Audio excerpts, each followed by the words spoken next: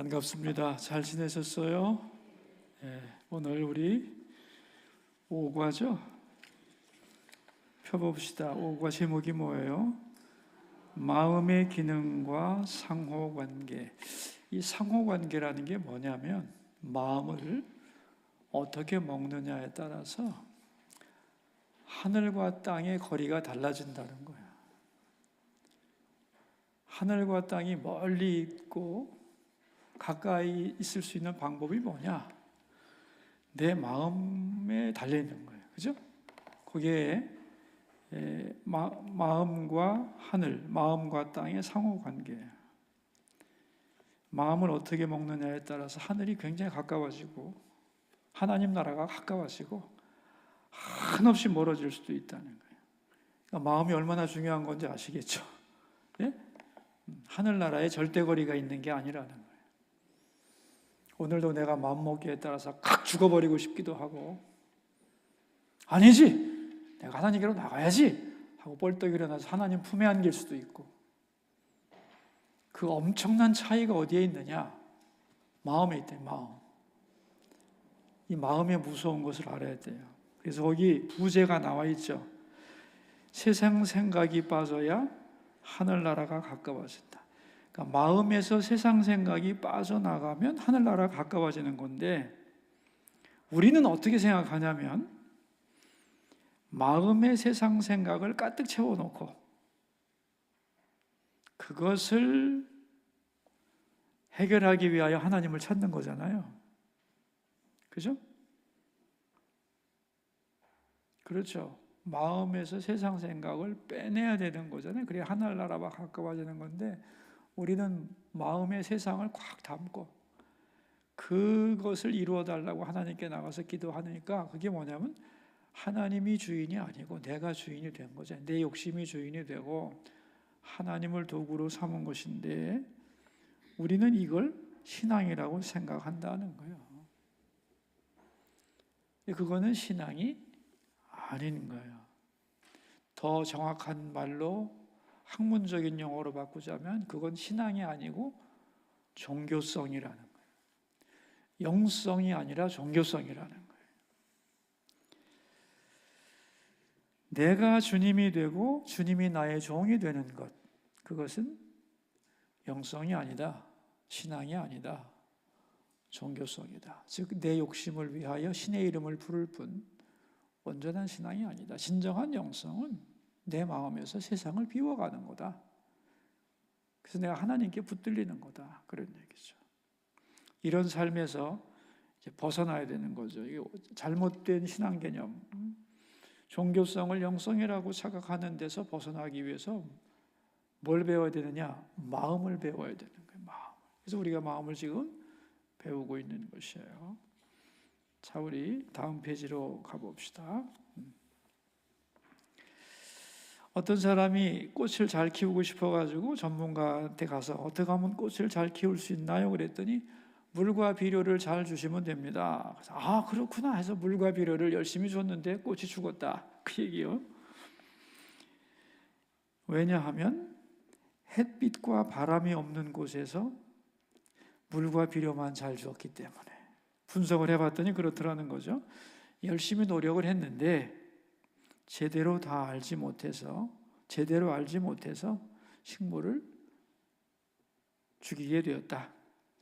신앙생활도 그렇다는 거예요. 우리 93페이지 맨 마지막 문단, 우리의 신앙생활도 그렇습니다. 잘 해보려고 애를 쓰는데 방향을 잘못 잡아서 신앙생활이 어려워지는 경우가 많습니다.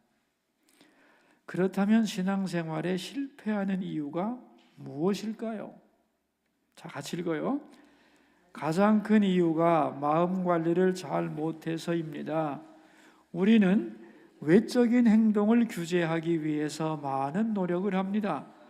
그런데 행동이 마음에서 나온다는 사실은 잘 모릅니다. 행동을 바꾸려면 먼저 마음을 관리해야 하는데 그걸 모르니 실패하는 것입니다. 달라스 윌라드는 그러므로 행동을 규제하지 말고 마음의 변혁을 시도하라고 했습니다. 마음에 관심을 가지고 하나님께 마음을 드리는 작업을 하면 신앙은 엄청나게 성장합니다. 그러니까 마음은 안 보고 겉으로 드러나는 행동, 거기에만 초점을 맞추면 잘못 갈 수밖에 없다. 왜냐하면 행동을 규제하는 게 마음이니까 마음을 신경 써야 되고 관리를 해야 된다. 그런 말이겠죠. 그래서 마음에 대한 것을 우리가 배우면서 제가 볼 때는 자기의 신앙을 점검하는 계기가 되지 않나 그렇게 생각을 하고 있습니다. 여러분, 우리 94페이지 두 번째 문단인데요. 이 시대는 마음에 관해 연구를 많이 합니다. 몸과 마음의 관계성을 알아내서 서로 윈윈하려는 것입니다. 다시 말하면 마음을 통해 몸을 통제하고 건강과 행복을 증진하려고 합니다. 그러니까 세상은 마음 연구를 왜 하느냐? 건강과 행복을 위해서, 이 세상의 건강과 행복을 위해서, 쉽게 말하면 육체를 위해서 마음 연구함으로써 우리의 삶을 얼마나 행복하게 할 것인가를 생각한다는 거죠. 그 다음 문단, 그러나 성경은 반대라고 말한다. 마음을 통하여 몸을 유익하게 하는 것이 아니고, 몸도 유익해지죠. 근데 더 중요한 거는 하나님은 마음을 통하여 영을 새롭게 하려고 하는 거다. 그러니까 세상이 마음을 연구하는 것은 육신을 위한 거고, 우리가 마음을 연구하는 것은 우리의 영혼을 위한 것이다. 하늘나라를 위한 것이다. 그런 것이죠. 94페이지 맨 밑에 줄, 하늘과 땅이 맞닿은 것처럼 보이는 것을 지평선 혹은 수평선이라고 합니다. 옛날 사람들은 지평선이나 수평선을 볼 때 그곳이 어딘가 하늘과 맞닿는 지점이 있을 거라고 생각을 했습니다. 동화에 나오잖아요, 그죠? 한없이 가면 하늘과 땅이 만나는 지점이 있으면 거기서 하늘로 올라가고 싶은. 그런데 세상에는 없죠, 그런 데가, 그죠? 없죠. 그런데 영적으로는 있다는 거예요. 세 번째 문단이 그런 얘기예요. 그런데 신앙이 생기면서 하늘과 땅이 만나는 곳이 있다는 걸 알게 됐습니다. 그 장소를 하나님이 정하셨는데 바로 성전입니다. 그러니까 성전은 이 세상에 있는 하늘과 땅이 만나는 수평선이라는 거예요. 그래서 이제 창세기 28장에 보면 야곱이 브에르세바 가다가 잠들었는데 거기서 하늘과 땅이 이어지는 사닥다리를 보게 되고 꿈 깬 다음에 여기가 베델이다, 그렇게, 그죠? 베델이라고 하는 이름이 생겨나게 됐잖아요. 우리 96페이지로 가시면 첫 번째 문단에 이렇게 나오죠, 그죠? 꿈에서 깨어난 야곱은 그곳 이름을 베델이라고 불렀습니다. 히브리어로 벳은 집을, 엘은 하나님을 뜻하기 때문에 베델은 하나님의 집이란 뜻입니다. 그러니까 베델은 이 땅에 존재하지만 하나님과 만나는 장소입니다. 하나님은 이 땅의 어느 특정한 곳을 선택하시고 여기에 오면 하나님을 만나러 오는 것으로 여겨주겠다고 약속하셨습니다. 그곳이 바로 성전입니다. 그러니까 하나님을 만나려면 성전으로 오면 되죠. 그 오는 행위 자체를 하나님은 나를 만나러 오는 것으로 여겨준다는 거잖아요. 굉장한 이게 은총이죠. 그래서 하나님을 만나고 싶을 때 우리는 장소상으로는 성전을 향하게 되어 있는 것이죠. 자, 여기 성전은 나와 하나님이 만나는 장소다. 인정하십니까? 인정하시죠? 네. 그런데 말이죠. 오늘 본문의 주제는 뭐냐면, 그런데 사실은 내 몸이 성전에 와 있어도 내 마음이 하나님께 가 있지 않으면 안 된다는 거예요. 그러니까 성전은 하나님을 만나는 곳이지만 더 정확하게 말하면 내 마음이 하나님을 만나는 곳이라는 거예요. 아무리 성전에 들어와서 내 몸이 성전에 들어와 있어도 내 마음을 하나님께 두지를 않고 세상 생각으로 꽉 차 있으면 예배를 1시간 내내 드리는 것 같아도 하나님의 음성을 듣지 못하고 간다는 거예요. 반대로 성전에 내 몸이 있지 않더라도 내 마음에서 하나님을 만날 수 있죠. 마음과 성전의 관계를 이해하시겠어요? 성전은 하나님과 우리가 만날 수 있는 접촉점이요, 만남의 지점인데, 더 정확하게 말하면 그건 보이는 곳이고, 더 중요한 것은 내 마음이 하나님과 만나는 현장이라는 거예요. 왜냐하면 우리가 하나님의 성전이잖아요. 그죠? 그 다음 96페이지 가운데 문단의 얘기가 그 얘기예요. 앞장에서 마음의 구조는 성전의 구조와 같다고 했습니다. 마음의 기능 역시 성전의 기능과 같습니다. 그러니까 마음 없는 성전에 와서 몸만 와 있는 마음 없는 것보다 사실 성전이 아닌 곳에서 내 마음을 하나님께 드리는 것이 더 중요한 것이 되는 거죠. 그러니까 이 성전을 넘어서는 거죠. 어떻게 생각하면. 그러니까 우리 개개인이 다 성전인 거죠. 어떻게 생각하면. 그러니까 마음이라고 하는 것이 우리가 가지고 있는 진정한 의미의 성전이라는 거예요. 여러분 이거를 꼭 이해하셔야 돼요. 그래서 이렇게 말할 수 있어요. 오늘 본문을 놓고 말하자면 성전은 보이는 수평선이라면 마음은 보이지 않는 수평선. 우리 마음 안에서 하나님을 만날 수도 있고 못 만날 수 있는 일이 갈라지는 거예요.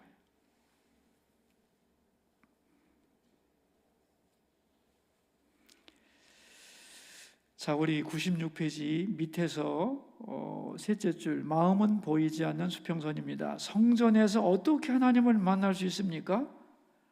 제사를 통해서. 제사란 죽음을 전제로 합니다. 내가 죽어 마땅한 죄인임을 고백하면서 하나님을 만나는 것입니다. 그러면 우리가 마음의 성전에서 하나님을 만나려면 어떻게 해야 합니까? 비워야 합니다. 자, 우리 2줄을 읽어볼 거예요. 2줄. 성전이 제사를 통해 하나님을 만나는 곳이라면, 성전에서는 뭘 통해서? 제사를 통해서 하나님을 만나는 곳이라면 마음은 비움을 통하여 하나님을 만나는 곳입니다. 그럼 뭘 비우느냐? 마음에서 하나님이 아닌 것, 하나님보다 더 사랑했던 마음을 죽여야 합니다. 그럴 때 하나님과 내가 만날 수 있습니다. 우리 마음이 하나님의 성전, 구조와 똑같고 기능도 똑같은 거예요. 성전이 사실은 우리가 찾아가야 할 육신의 공간이라면 정말 중요한 것은 우리 마음에 하나님을 모실 수 있느냐의 문제. 그래서 제가 경험한 얘기를 써놨죠. 그죠? 우리 아들한테 갔는데 혼자 사는데 부모가 갔으니까 침대가 없어가지고 우리 아들 침대에 우리 부부가 자고 아이는 에어베드를 사왔는데, 난 에어베드 처음 봤어요 진짜. 근데 한 20불 정도 줬다고 그러는데 그 둘둘둘 말아가지고 올 때는 큰지 몰랐는데 그걸 갖다가 이렇게 펴가지고 스위치를 꽂으니까 거기서 웅 하면서 바람이 들어가는데 퀸 사이즈가 쫙 되더라고. 엄청 높게. 침대하고 똑같아요. 내가 너무 좋아가지고 일단 누워봤다니까 여기서 잘 수 있나 너무 좋은 거예요. 그래서 충분히 자겠다. 뭐 우리 둘이 자도 되겠다 이렇게 생각을 하고 가만히 누워서 기도하다가 제가 생각나는 것을 거기 적어놨어요. 그죠?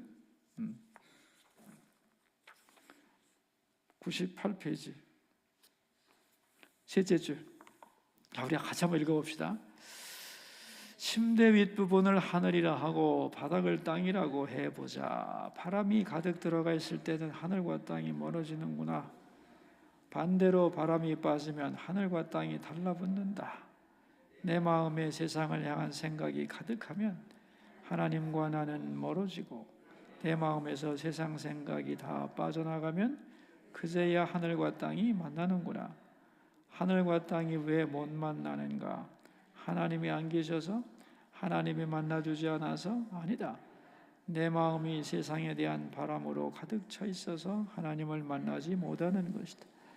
내 속에서 세상 바람을 자꾸 빼내야지. 싹 빼내고 하나님과 함께하는 인생을 살아보리라. 침대에서 그 생각을 했습니다. 그런데 이제 그 바람을 빼는데, 나는 그 바람 그 스위치를 빼면은 바람이 쭉 빠질 거라고 생각했는데 바람이 또 잘 빠지지도 않습니다. 그죠? 그래서 막 이렇게 눌러도 안 빠지다. 누르면 저쪽이 불어나고 막 이러잖아요. 그래서 막 그 위에 누워가지고 구르기도 하고 그랬는데 안 빠져요. 잘 안 빠집니다. 그러니까 내 수고와 노력으로 우리 마음에 바람을 빼낼 수도 없어요. 그런데 그 바람 빼도록 하는 걸 넣으니까 또 쭉 빠져가지고 딱 달라붙는 거예요. 그래서 참 그 간단한 시간에 제가 참 느낀 게 많습니다. 물론 이제 제가 마음에 대한 고민을 하고 있을 때니까 그런 게 느껴졌겠지만은, 예? 우리 99페이지 맨 위에 줄을 보면 이렇게 나오죠. 과연 우리 마음에 있던 세상 생각과 바람도 이렇게 쏙 빼내버릴 기회가 있을까요? 예? 있다는 거예요. 그 시스템이. 그게 뭐예요? 그 밑에 나오죠. 하나님이 우리와 만나기 위해서 만드신 시스템이 예배입니다. 우리는 예배를 통하여 하나님을 만날 수 있습니다. 그러니까 예배란 뭐냐? 결국은 내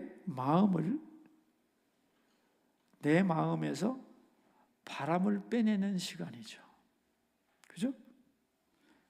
나를 내려놓는 시간, 나를 비우는 시간, 나를 죽이는 시간.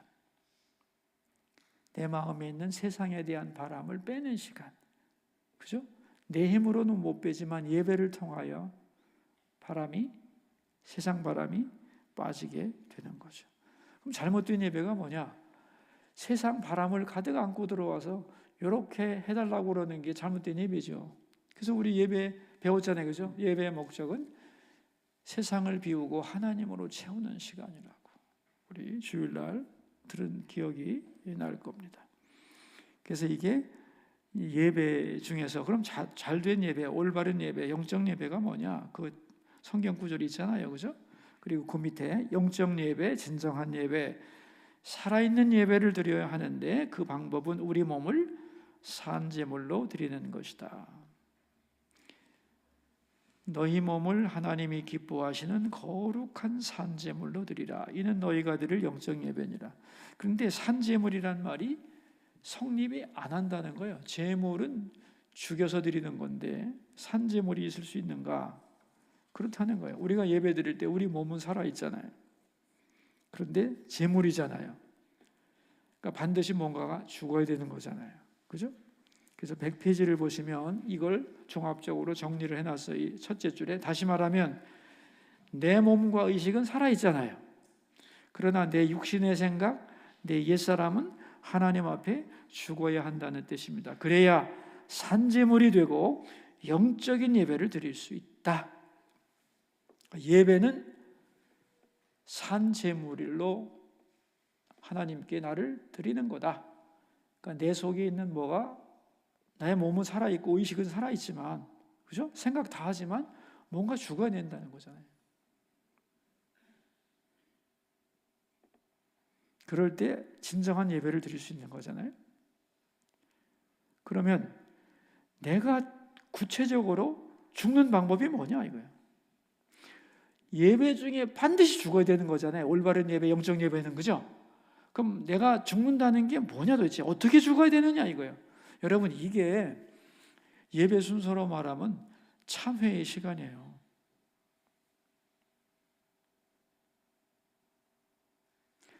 죽었다는 고백이 뭐예요? 결국은 내가 이러이러한 잘못을 했는데 하나님이 용서해 주시고, 그죠? 그거잖아요. 예배라고 하는 것이 제사고, 제사의 핵심은 죽는 거고, 그럼 우리가 예배 드릴 때에 가장 핵심적인 중요한 시간, 하나님과 우리 사이의 관계를 해결할 시간이 뭐냐면 참회의 시간인데, 이제 참회에 대한 얘기를 잠깐 하자면, 이 중요한 참회 기도를 사람들은 되게 안 한다는 거예요. 하더라도 여기 지적해 놨죠. 내가 잘못한 것이 있긴 있다라고 인정만 한다는 거예요. 맞아, 내가 죄인이지, 이러고 끝나는 거예요. 지식적인 내가 죄인이지, 내가 죄를 지었지, 이렇게 깨닫고 말면 내 죄가 용서를 받느냐? 아니라는 거예요. 아니면 주님, 제가 한 주 동안 잘못한 거 다 용서해 주세요, 이렇게 뭉뚱그려서 될 수 있느냐? 안 된다는 거예요. 어떤 사람한테 내가 분명히 잘못을 했는데 그 사람한테 가서 아무 말도 안 하고 속으로 내가 저 사람한테 잘못한 게 많은데 그렇다고 용서가 되느냐? 안 된다는 거예요. 또 그 사람 앞에 가서 내가 지금까지 당신한테 잘못한 게 여러 가지가 있는데 다 용서해 줘요, 이래도 안 되는 거죠. 언제 뭘 어떻게 했는데 그거 정말 미안하게 됐습니다, 이래야 된다는 거잖아요. 그죠? 그래야 그 사람이 그래, 용서할게, 이렇게 되는 거라는 거죠. 구체적으로 내 죄를 하나님 앞에 올려드리고 그 죄에 대하여 예수님의 보혈로 용서받기를 원한다는 고백이 진짜 죽는 시간이라는 거예요.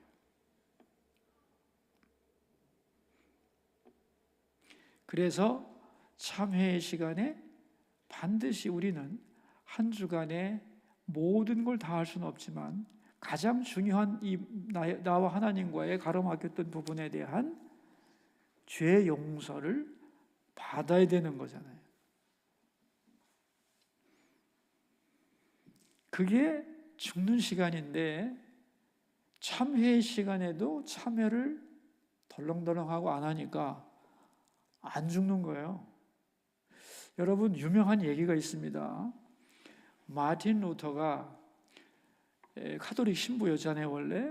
그런데 하나님을 만나고 나니까 자기가 죄가 너무 많아가지고 죄가 생각나면 막 고해실에 가가지고 신부님 고해 신부한테 가서 제 죄를 고백할 게 있습니다. 아, 그래? 무슨 죄인데? 아무개야 어떤 죄를 지었습니다. 그래, 그렇다면 어떻게 하라. 그리고 나와가지고 이제 고해 성사 받은 신부님도 쉬려고 그러면 좀 있다가 루터가 또 와갖고 신부님 제 죄가 또 생각났습니다. 나중에 하루 여러 번 오니까 제발 루터야, 죄 좀 모았다 가지고 오너라, 그랬다는 거 아니에요. 그게 얼마나 죄에 대하여 민감한 거예요. 우리는 일주일에 그렇게 하나요?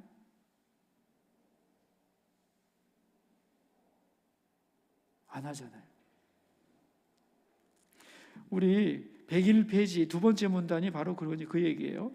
내 생각을 계속 비워낼수록, 계속 회개할수록, 내가 죽었다고 계속 고백할수록 내 마음은 비워지고, 그죠? 그리고 그 비워진 마음 속으로 하나님의 임재가 밀려옵니다. 하늘과 땅이 만나는 곳인 성전에서 진정한 제물인 내가 죽는 영적 예배를 드릴 때 나는 십자가에 죽었다고, 그리고 내 죄를 고백할 때 내 마음 속에 세상을 향한 생각이 빠져나가는 겁니다.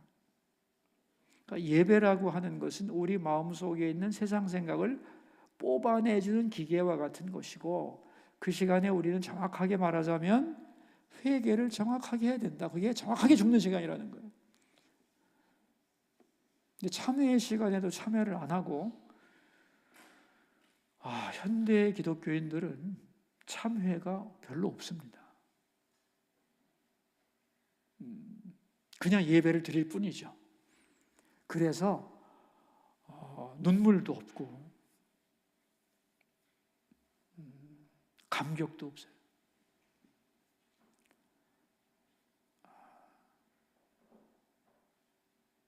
아마 시대가 그렇게 가고 있는 것 같은데, 그래서 영적으로 무뎌지고 있는 거예요.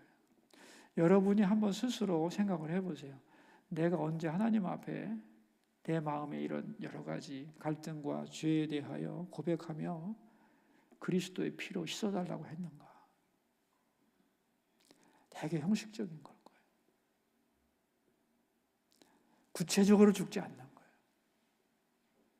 그리고 신앙생활을 오래 하고 그러다 보면 무뎌지죠. 죄에 대하여 무뎌지고 하나님과의 이런 밀접한 관련성이 희미해지는 거죠. 그래서 진정 마음을 다한 예배, 영적인 예배에서는 반드시 죽어야 하고, 그 죽는 부분이 참회를 정확하게 해야 된다, 그런 얘기예요. 참회할 때 우리 마음속에 우리가 사모하던 죄들이 빠져나가는 거잖아요. 그죠? 101페이지 맨 마지막입니다. 하나님은 우리에게 왜 그렇게 죽으라 죽으라 하시는 걸까요? 왜 그렇게 비우라 비우라 하실까요? 하나님으로 채워주려는 것입니다. 위대하고 전능하신 하나님으로 우리를 꽉 채워주기 위해서 비워라, 그렇게 말씀을 하고 있는 것이다, 그런 얘기죠. 102페이지 가운데 문단, 이 말은 마음이 천국과 지옥을 만든다, 즉 일체유심조라는 뜻이 아니다. 마음은 그럴 능력은 없다. 다만 마음에서 세상 생각이 빠져나가면 하늘나라가 내 마음속에 이루어지는 것이다. 하늘나라는 내가 만드는 것이 아니고 하나님이 내게로 오는 것입니다.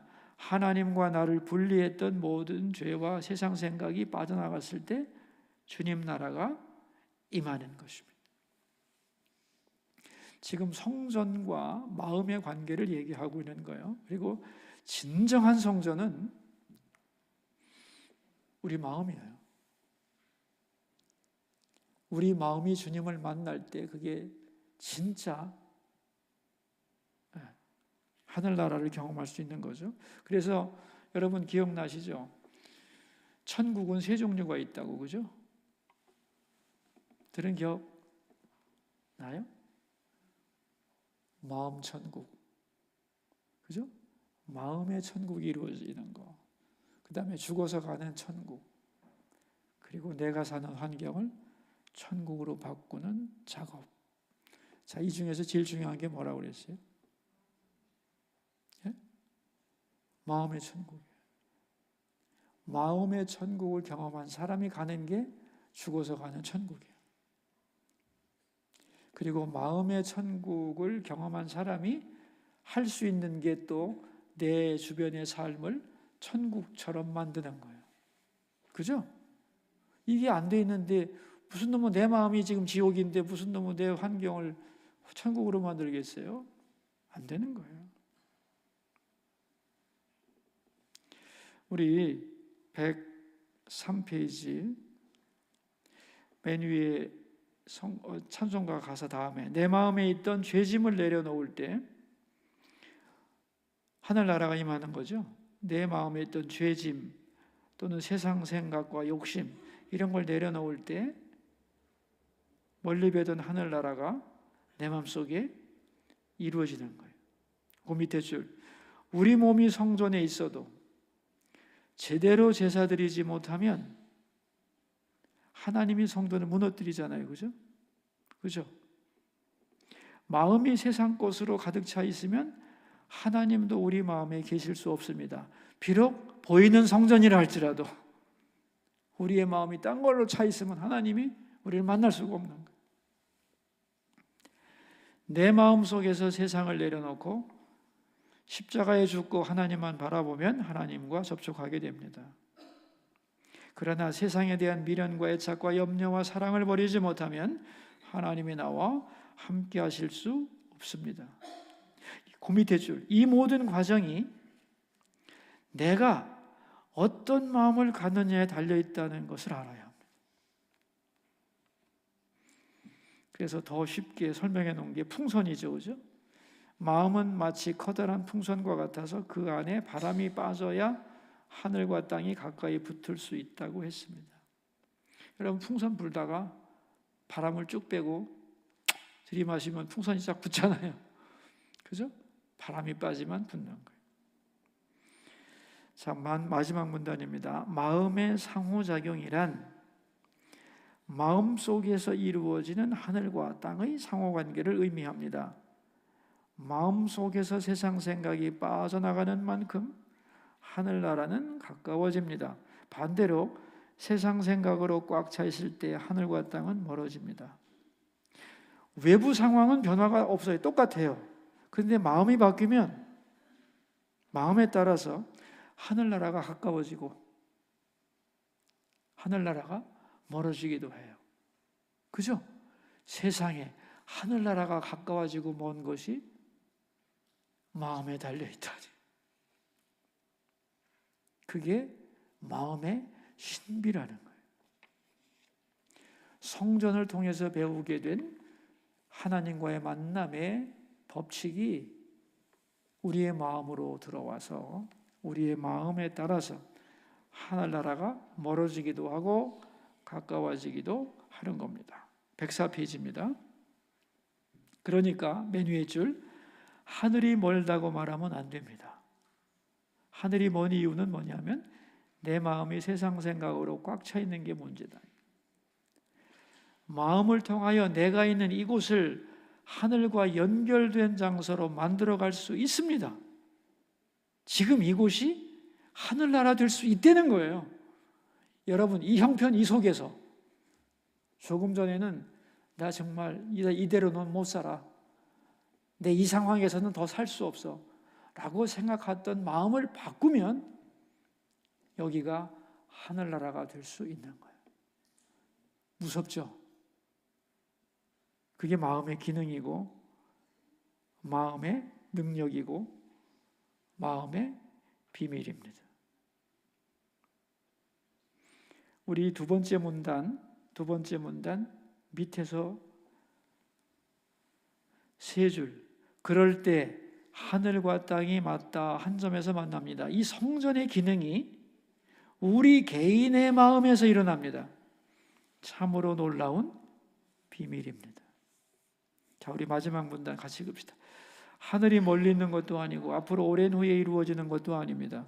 우리 속에 있는 세상적인 마음을 빼버리면 오늘 이 시간 바로 여기서 내가 십자가 앞에 죽으면 내 마음이 하나님과 접촉할 수 있습니다. 언제나 내가 산제물이 되면 영적 제사를 드리면 오늘도 내 마음에 하나님 나라가 임한다는 사실을 결코 잊지 않고 살아가기를 바랍니다. 이렇게 살다 죽어서 영원한 천국으로 가게 되는 것입니다.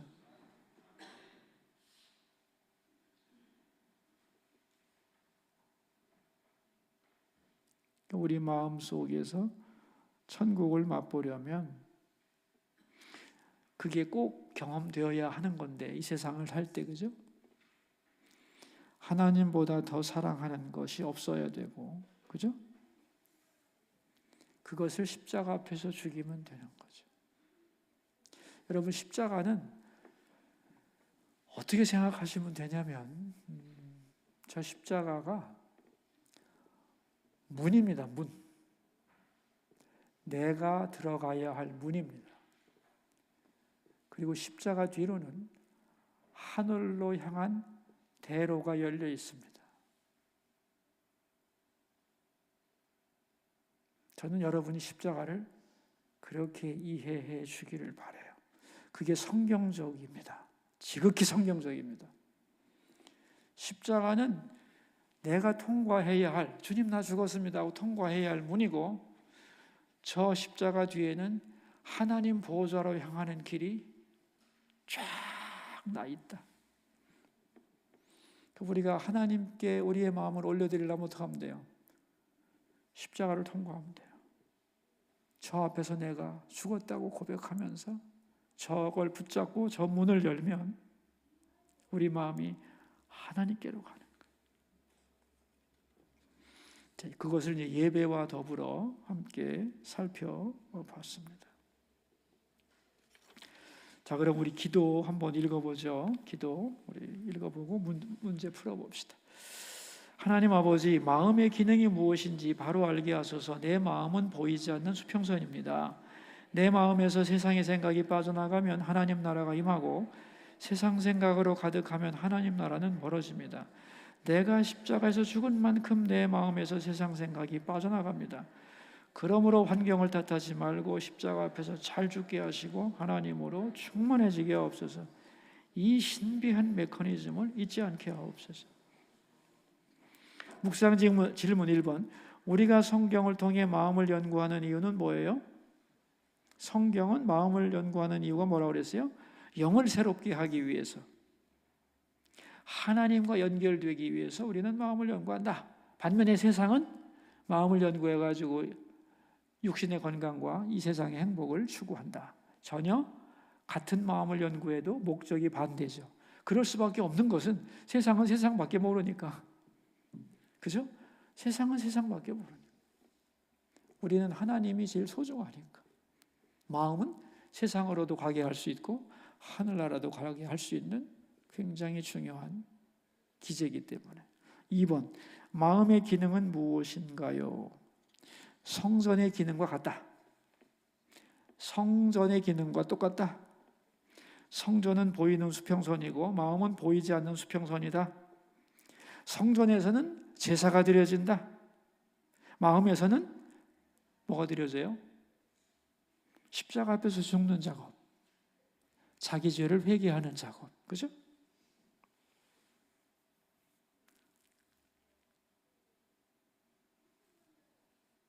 됐죠? 3번, 마음을 비워냈을 때 하나님이 채워주신 경험이 있다면 함께 나눠봅시다. 제가 신방 가가지고 참 은혜 받을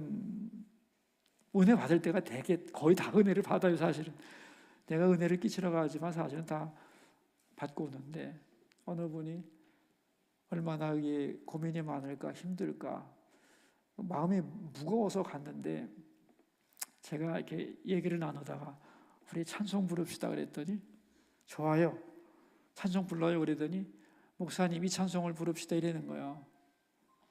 그게 303장이에요. 어찌 찬양 안 할까? 아 진짜 세상 사람 같으면 그 찬양 안 합니다. 그 상황에서 절대로 못할 겁니다. 얘기만 들어도 슬픈데 기쁨이 충만해요. 날 위하여 십자가, 더 힘차게 부르는 거예요. 날 위하여 십자가에 중한 고통 받으사 어찌 찬양 안 할까? 마음을 비워낸 분들 많아요. 보면은 아유 내가 뭐 다 자식도 소중하고 뭐 그렇지만은, 돈도 소중하고 그렇지만 다 돈도 별거 아니고 자식도 이제 다 지 살림하면 되고 나는 이제 중요한 거 하나님밖에 없습니다. 하나님 잘 믿고 살면 됩니다. 그래서 누가 뭐래도 행복합니다. 그런 분 많죠. 마음을 비워내야 돼요. 자식 걱정으로 꽉 차 있고 돈 걱정으로 꽉 차 있으면요 불행해요. 마음을 비워내세요. 그러면 찬송이 나옵니다. 찬송을 못하고 근심이 많다는 뜻은 내 마음이 헛된 것으로 차 있다는 거예요. 정확한 사인, 그게 바로미터입니다. 환경 때문에 불행한 거 하나도 없습니다. 내 마음이 세상을 담기 때문에 불행한 것이고, 하나님 때문에 우리는 어떤 환경에서도 찬송하고 감사할 수 있다. 아멘이죠? 우리 마음 연구하면서 이러한 법칙을 잘 알고 활용하면 좋겠어요. 기도하고 마칩시다. 고마우신 하나님, 마음의 기능과 상호관계를 살펴보았습니다. 우리 마음에서 세상 생각이 자꾸 빠져나가기를 원합니다. 세상을 끌어안고 그 문제 해결하려고 성전에 오는 것이 아니고 세상으로 꽉 차 있는 우리 마음을 산제사를 통하여 비우려고 성전에 오는 것임을 알게 해주시고, 성전에 와서도 내 마음이 세상 생각으로 꽉 차 있으면 하나님이 나를 만나 주시려는 거기서도 내가 하나님을 만날 수가 없습니다. 결국은 내 마음에서 세상 생각을 내려놓고 빼버려야만 하나님을 만날 수 있음을 알게 해주시고, 그런 의미에서 우리 마음과 성전은 기능이 같은 것이고, 진정 중요한 것은 우리 마음이 하나님으로만 채워지는 것이니, 성전에 와서 그 힘을 얻어서 성전에서 나가서 세상을 살면서 언제나 마음이 하나님으로 채워진 삶을 살아가는 하나님의 자녀들이 다 될 수 있도록 도와주시기를 기도합니다. 하늘이 너무 멀다, 그렇게 생각하지 않게 하옵소서. 내 마음이 멀어졌기 때문에, 세상의 바람이 너무 들어갔기 때문에 하나님이 멀리 보이는구나 생각하게 하시고, 내 마음에서 세상 생각 비워내야지, 그런 생각하면서 하나님을 바라볼 때 우리는 그 형편 그 속에서도 찬송하게 될 줄로 믿습니다. 하늘과 땅이 항상 만나는 그 은혜와 감격이 있는 삶을 살아갈 수 있도록 우리 성도들 붙잡아 주시기를 기도합니다. 교구장님들, 구역장님들, 권사님들 예배하며 성도들과 말씀을 나눌 때에 하나님이 그 자리에 오셔서 감화 감동하시고 친히 임재하셔서 모인 백성들에게 복을 주시고, 우리가 마음을 공부하고 서로 의견을 나눌 때에 하나님 우리의 마음이 주 안에서 충만해지도록 복 내려 주시옵소서. 마음을 비워내고 하나님이 채우시는 그 기쁨을 가지고 살아가는 주의 자녀들이 다 되게 해주옵소서. 존귀하신 예수님 이름으로 기도하옵나이다. 아멘. 수고하십시오. 감사합니다. 네.